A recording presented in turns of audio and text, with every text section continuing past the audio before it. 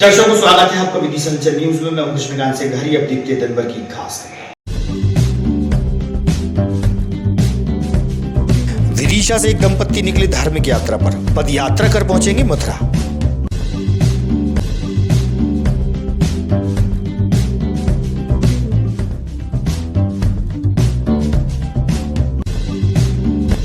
रविन्द्रनाथ टैगोर भवन में हुआ पुस्तक मेला का शुभारंभ। विधायक व कलेक्टर सहित जनप्रतिनिधि रहे शामिल।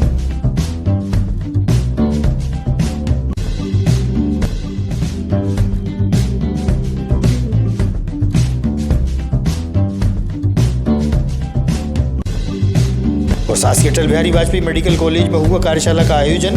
देश भर के चिकित्सक हुए शामिल।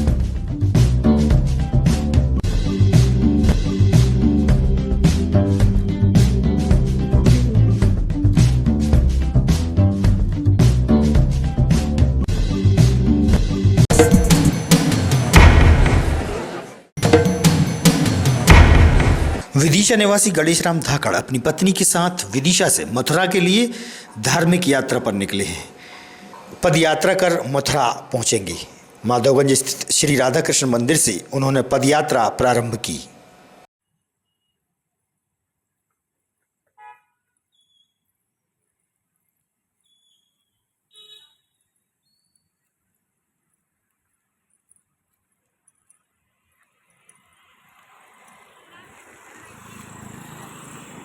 भाई साहब जी, आपका नाम बताइए।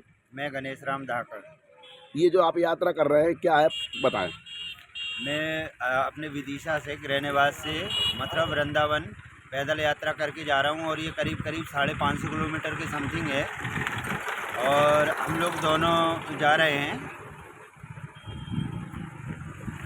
तो कितने दिन में पहुंचोगे आप? ये मेरा करीब 25 से 30 दिन में मैं मथुरा वृंदावन पहुंच जाऊंगा और 15 दिन लगभग वहाँ मेरा सारे जो तीर्थ मंदिर जो भी हैं वहाँ घूमने का मेरा प्लान है। सुबह कितने बजे से यात्रा चालू की थी और कहाँ से की थी? मैंने विदिशा से राधा कृष्ण मंदिर माधवगंज से सुबह 6 बजे वहाँ से प्रस्थान किया था और अब ये देखो मैं करीब 20-25 दिन में पहुँच जाऊँगा और अभी दोपहर में 11 बजे तक चलने का लक्ष्य है मेरा। शनिश्चरी अमावस्या के अवसर पर श्रद्धालुओं ने बेतवा में डुबकी लगाकर न्याय के देवता शनिदेव के दर्शन किए।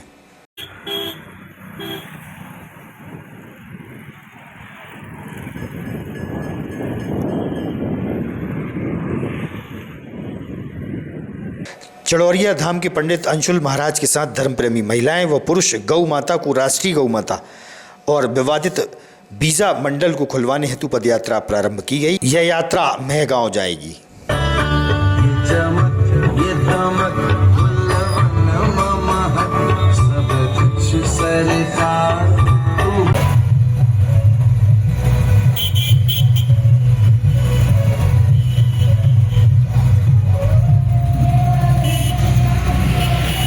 कहाँ जा रही, क्या उद्देश्य है इसका? जी, आज ये सब सनातनी धर्म प्रेमी चड़ौरिया धाम से ये यात्रा शुरू होकर महगांव में इस यात्रा का संबोधन है। इसके दो उद्देश्य हैं। एक तो हमारी जो गौ माता है उसको राष्ट्र माता का दर्जा दिलाने और विजय के लिए यात्रा निकाली। क्या उद्देश्य है इसका? ये चड़ौरिया धाम से मेगांव धाम जा रही है। इसका उद्देश्य है गौ माता को राष्ट्र माता बनाना है और जो हमारा बीजा मंडल विजय मंदिर है उसका ताला खुलवाना है। उसी को खुलवाने के लिए ये यात्रा हनुमान जी महाराज के यहाँ अर्जी लगाने के लिए सभी विदिशा के भक्तजन, हमारे सभी हर युवा संगठन सब यहाँ पर एकत्रित हैं और ताला सबको खुलवाना है। जो ताला बहुत दिनों से वहाँ पर लगा हुआ है और जो कागजों में नाम लिखा हुआ है उसका मस्जिद, उसको हटा के जो है अपना बीजा मंडल विजय मंदिर, उनकी जो चट्टानें हैं वहाँ पर भी मंदिर का नाम लिखा है, लेकिन ताला सरकार साथ जब तक नहीं देगी और सब साथ जब तक नहीं होंगे आंदोलन नहीं होगा। जब तक ताला नहीं खुलेगा तो सबसे निवेदन है और सब साथ रहें और आगे चल के फिर से मंदिर के लिए आंदोलन होगा और ताला खुलेगा। कमेटी के अध्यक्ष है, तो शहर में किस तरीके की इस प्रकार जो गुरु जी ने बताया अलग जगाने का कार्य करेंगे युवाओं में। सनातन आप देख रहे हो, पूरे लोग मैदान पे उतर गए हैं। पूर्व से भी लगातार चले आ रहे हैं और गुरु जी का नाम भी आज पूरे देश में मशहूर हो चुका है, क्योंकि हमारे जो चड़ौरिया सरकार का जो मंदिर है वहां से आज पदयात्रा भी शुरू करी है इन्होंने और ये आज लोगों को भी जगा रहे हैं कि देखो विदिशा में जो विजय मंदिर है उसका ताला खुलना अति आवश्यक हो चुका है और सब लोगों से आग्रह कर रहे हैं इस यात्रा के माध्यम से कि जल्द से जल्द सब लोग एक हों, पूरा हिंदू एक हो जाए और इस ताले को खोलकर विजय मंदिर की और सूर्य मंदिर की वहाँ पूजा की जाए। बस इसीलिए हम सब लोग पैदल यात्रा कर रहे हैं, यहाँ से लेकर पूरे मेन रोडों पर निकल रहे हैं। विदिशा की सीमा से लगे गांव हसनाबाद पंचायत में मूलभूत सुविधाएं न मिलने से ग्रामीण लोग खासी परेशान हैं। ग्रामीणों ने अपनी परेशानियां जाहिर की।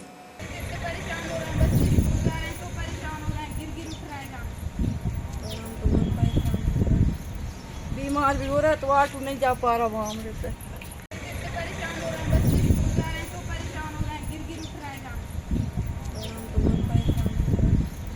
बीमार भी हो रहा है तो ऑटो नहीं जा पा रहा वहाँ हमरे से। तुम बोलो मत।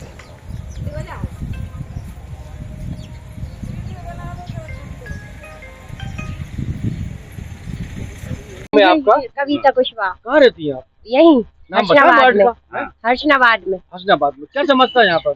यहाँ पे पानी भर जाता है, बहुत ज्यादा कीचड़ होती हैगी और अभी बहुत ज्यादा पानी भरा था यहाँ पे। बहुत समस्या आई स्कूल वालों को भी, पैदल चलने वाले को भी। सरपंच कौन है यहाँ पर? नाम देवेंद्र धाकड़ है शायद, डांगी। शहर से लगभग 5 किलोमीटर की दूरी पर डावर पंचायत के अंतर्गत क्षेत्र में कॉलोनी काटी गई थी। रहवासियों को विद्युत व्यवस्था नहीं होने से परेशानियां पैदा हो रही है। चर्चा के दौरान उन्होंने बताया।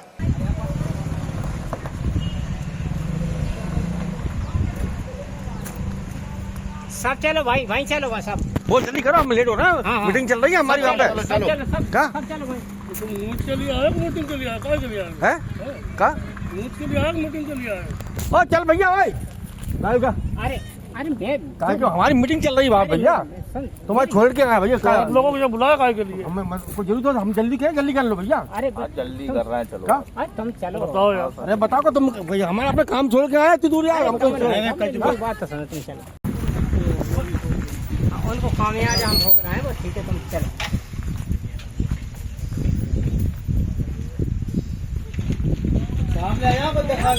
बता दूंगा नहीं और का। हेलो।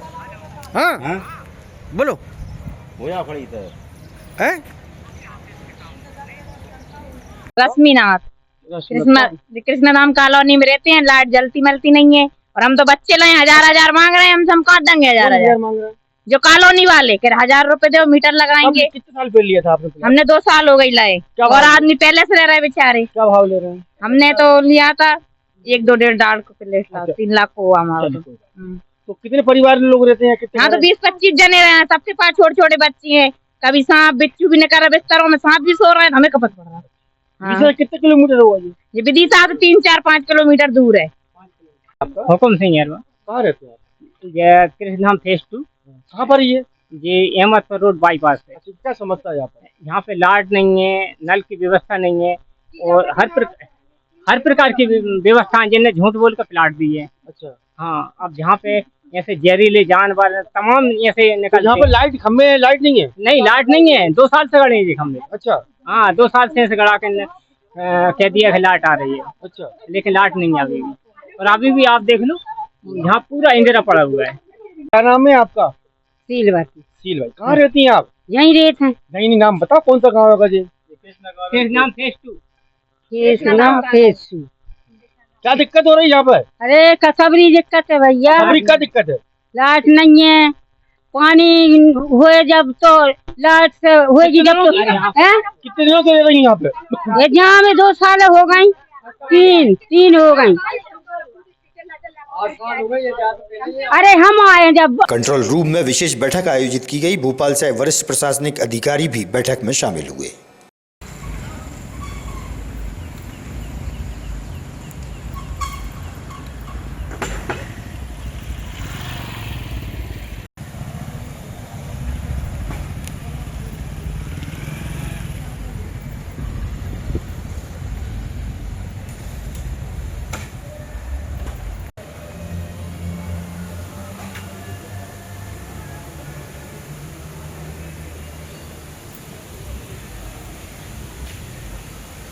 रविंद्रनाथ टैगोर भवन में पुस्तक मेले का शुभारंभ हुआ। 23 से 29 अगस्त तक यह मेला चलेगा। शुभारंभ मौके पर विधायक मुकेश टंडन, कलेक्टर अंशुल गुप्ता, नगर पालिका अध्यक्षा प्रीति राकेश शर्मा, जिला पंचायत अध्यक्षा सहित माखनलाल चतुर्वेदी विश्वविद्यालय के कुलपति भी शामिल हुए। शहर के वरिष्ठ व गणमान्य भी उपस्थित रहे। सभी ने पुस्तकों पर अपने अपने विचार व्यक्त किए। बड़ी संख्या में विद्यार्थी भी उपस्थित थे।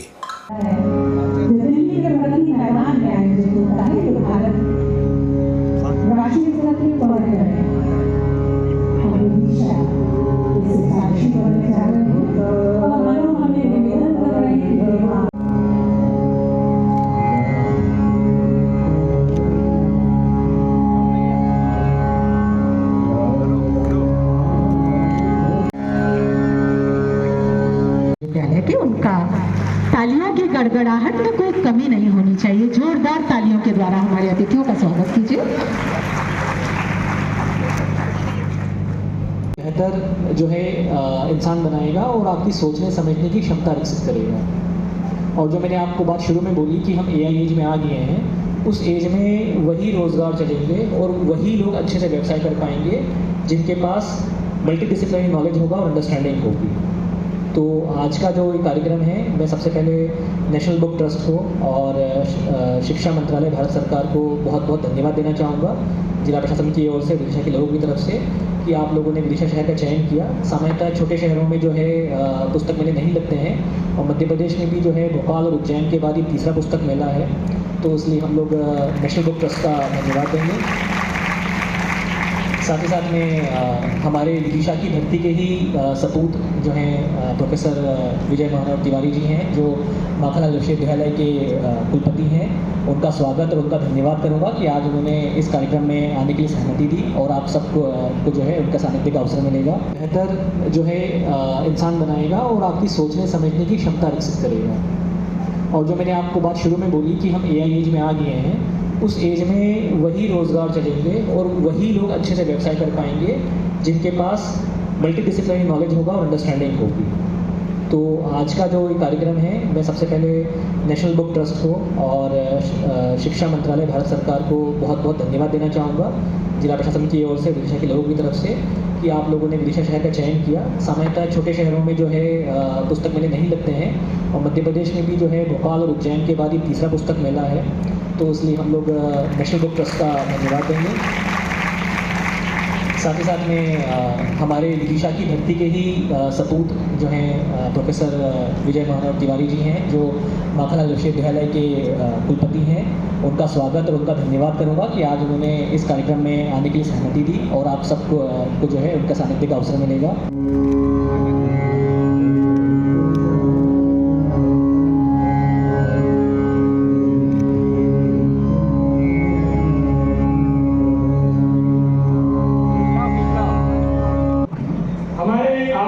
संबंध जो मनुष्य और मनुष्य के बीच में है, जो परिवार के बीच में है, वो कुछ कारणों से पिछले 30 सालों में जो तकनीक के विस्तार हमारे बीच में हस्तक्षेप हुए हैं, संबंधों को उसका बड़ा असर पड़ा है।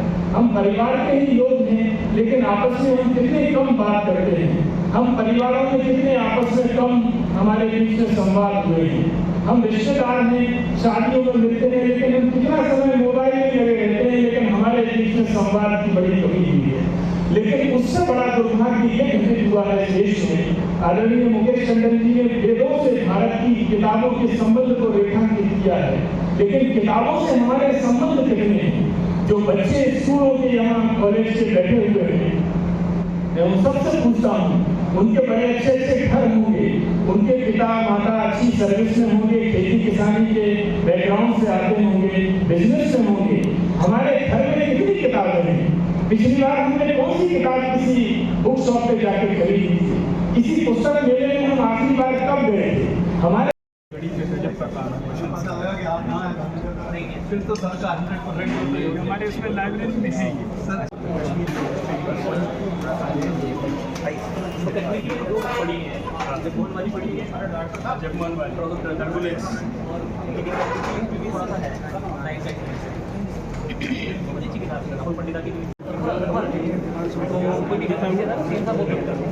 आपकी वाली बैठेगी तो अच्छा रहेगा।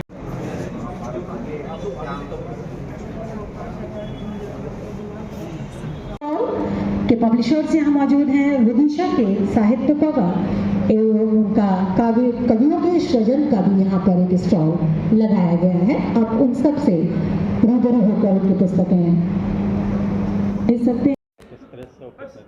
क्या है इसका मकसद? माननीय मुख्यमंत्री जी के मार्गदर्शन में मध्य प्रदेश में संस्कृति, शिक्षा, साहित्य को बढ़ावा देने के लिए पूरी सरकार काम कर रही है और उसी कार्यक्रम में विदिशा जिले में जो है पहली बार पुस्तक मेले का आयोजन किया गया है। इसमें केंद्र सरकार के प्रतिष्ठान राष्ट्रीय पुस्तक न्यास के सहयोग से पूरे देश भर से 30 से अधिक पब्लिशर आए हुए हैं और उसमें जो है हम विदिशा शहर के साहित्यकारों, पढ़ने वाले बच्चों और शासकीय अटल बिहारी वाजपेयी मेडिकल कॉलेज में प्रदेश भर से आए चिकित्सकों की उपस्थिति में कार्यशाला का हुआ आयोजन। कॉलेज के डीन भी उपस्थित रहे। जिनके फादर नहीं है, मैं एक्सपेक्ट करती हूँ कि जो हमारी मेडिकल रिपोर्ट है वो इतनी ज़्यादा डिटेल्ड हो कि हम जब उसका इन्वेस्टिगेशन के बाद जब हम लोग ट्रायल करते हैं तो हमको उससे बहुत हेल्प मिलती है। हमारा बहुत कुछ इस बात पर डिपेंड करता है कि जब बच्चा विक्टिम जो आया है उसका जो मेडिकल इन्वेस्टिगेशन है वो कितना प्रॉपर तरीके से हुआ, उसका क्या एज थी। अभी रिसेंटली हमने एक कॉन्फ्रेंस ऑर्गेनाइज की थी जो FSL बेस्ड थी। जी सर, आज की जो कार्यक्रम हुआ है शासकीय अटल बिहारी वाजपेयी उसके आयोजन को लेकर आज विदिशा के अटल बिहारी मेडिकल कॉलेज में एक मेडिको लीगल के अपडेट के ऊपर एक CME हो रही है, जिसमें डिपार्टमेंट ऑफ फॉरेंसिक मेडिसिन के HOD डॉक्टर नरेंद्र पटेल और डीन साहब आदरणीय मनीष निगम जी और पूरे डिपार्टमेंट की तरफ से एक CME आयोजन की गई है, जिसमें काफ़ी जिलों से मेडिकल ऑफिसर आए हैं। उनको एक नई अपडेट्स दी जाएगी जो मेडिको लीगल के लिए लोग बीच में मेडिकल ऑफिसर के बीच में जो फियर रहता है और जो डर रहता है, जो चीज़ें नहीं लिख पाते हैं या क्या क्या लिखना चाहिए, क्या क्या देखना चाहिए, कैसे आपको प्रेजेंट करना चाहिए, ये सारी चीज़ें बताई जाएंगी। और उसके अलावा एक मेडले पार के बारे में भी बताया जाएगा। मेडले पार ही एक सिस्टम डेवलप हुआ है जो कि मतलब मेडिको लीगल रिपोर्ट को स्ट्रीमलाइन और सिक्योर करता है। ये सारी चीज़ें सिखाई जाएंगी और वो जाके बच्चे फिर फील्ड में काम करेंगे, जिससे उनको मेडिको लीगल में कोई प्रॉब्लम नहीं आएगी। नमस्कार, ये हमारा एक CME प्रोग्राम हो रहा है अटल बिहारी वाजपेयी शासकीय चिकित्सा महाविद्यालय में, जो हमारा फॉरेंसिक मेडिसिन डिपार्टमेंट है उनके द्वारा आयोजित किया जा रहा है मेडिको लीगल अपडेट 3। इस पर्टिकुलर CME में हमने जितने भी राज्य के मेडिकल ऑफिसर्स हैं जो विभिन्न PSC, CSCs और जिला चिकित्सालय में कार्यरत हैं, जो सारे मेडिको लीगल काम कर रहे हैं। मेडिको लीगल काम जब हम बात करते हैं तो सारे इंजरी के केसेस हैं, रेप विक्टिम के केसेस हैं, एक्यूज्ड के केसेस हैं, या फिर कोई अटेम्प्टेड सुसाइड्स हैं, या फिर पोस्टमार्टम एग्जामिनेशन है। वो कि हर विभाग, हर विषय के जितने भी पोस्टमार्टम एग्जामिनेशन है वो सब कर रहे हैं। लेकिन हमेशा देखा गया है, मेरे भी 23-24 साल के कैरियर में, फॉरेंसिक मेडिसिन के कैरियर में, ये देखा गया है कि मेडिकल ऑफिसर्स को प्रॉपर ट्रेनिंग नहीं मिलती है। इसलिए कहीं ना कहीं एक डर रहता है उनको कोर्ट जाने के लिए या वो मेडिको लीगल केस की रिपोर्ट लिखने के लिए। तो हमारा ये सतत प्रयास है 2018 से, जब हमारा ये फॉरेंसिक मेडिसिन विभाग यहाँ शुरू हुआ और हमने पोस्टमार्टम और मेडिको लीगल केस स्टार्ट किया, तो हमने शुरू से ये ट्रेनिंग स्टार्ट करी और हम ये चाह रहे हैं कि सबसे पहले विदिशा शहर, उसके बाद हमारे आसपास के जितने भी डिविजन्स हैं उसमें, और फिर उसके बाद हम पूरे स्टेट में इस तरह के मेडले पर ट्रेनिंग, जैसे कि ये पहला स्टेट तो नहीं बोलेंगे, लेकिन हाँ, पंजाब, हरियाणा, दिल्ली के बाद ये स्टेट है जिसमें 100% तरीके से मेडले पर को लागू करने की कोशिश की जा रही है, जिसमें सारी रिपोर्टें, चाहे वो मेडिको लीगल केस की रिपोर्ट हो, चाहे पोस्टमार्टम एग्जामिनेशन हो, वो सब डिजिटल फॉर्म में की जाने की प्रयत्न कर रहे हैं। शासन हमारा इस पे लगा हुआ है और उसी को ये मेडिकल कॉलेज ने शुरू से अपनाया हुआ है और सारी रिपोर्टें पोस्टमार्टम की वो मेडले पर में ही हो रही हैं और ये अभी नहीं, तकरीबन हमारा ये 4 से 5 साल से ऐसा चल रहा है। और अब तो हम लोग मेडिको लीगल केसेस जो आते हैं, इंजरी की रिपोर्टिंग वगैरह, उस पर भी हम लोग मिड लेवल पे कोशिश कर रहे हैं। तो हमारा यही है कि जितने भी मेडिकल ऑफिसर्स हैं आसपास के, और इस पर्टिकुलर CME में मैं बताना चाहूँगा कि केवल हमारा स्टेट नहीं, कुछ नोएडा से आए हैं, कुछ UP से आए हैं, बहुत सारे दूसरे स्टेट से भी हमें पता चला है। तकरीबन 150 रजिस्ट्रेशंस हुए हैं। तो ये फॉरेंसिक मेडिसिन डिपार्टमेंट को मैं बधाई देता हूँ, उनका काफ़ी अच्छा प्रयत्न है और इसे हम आगे भी। आगामी खबरों के लिए आप देखते रहिएगा विदिशा अंचल न्यूज़। हमें दीजिए इजाजत। नमस्कार।